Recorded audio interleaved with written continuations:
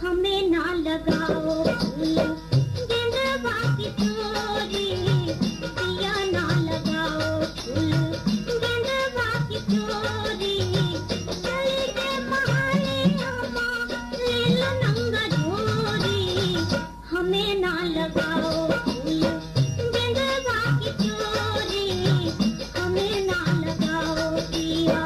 मेरो फूल गेंदवा गवाए दियो गोरी, मेरो फूल गेंदवा गवाए दियो गोरी, हम तो दिए रहे भरी भरी छोरी, मेरो फूल गेंदवा गवाए दियो गोरी, मेरो फूल गेंदवा।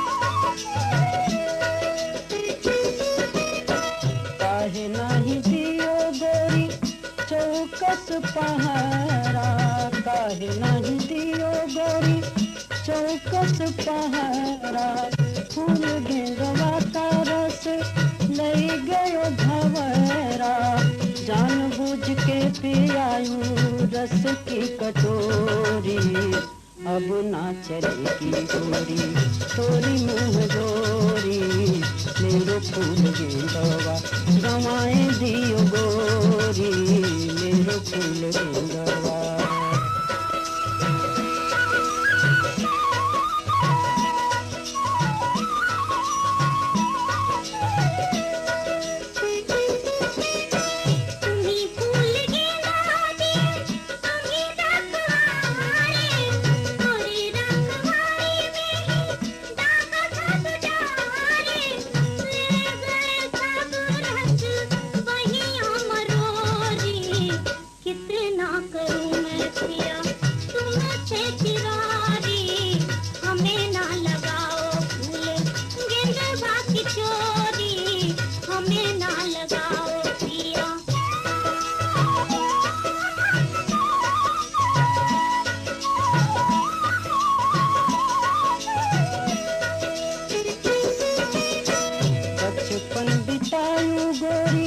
सखियों में खेली बचपन बितायूं गोरी, सखियों में खेली, बीती जवानी काहे हमें गई भूली, आई के बुढ़ापा जराए गई होरी, काहे नाही आई गोरी कोरी की कोरी, मेरो फूल गेंदवा गवाए दियो गोरी, मेरो फूल गेंदवा।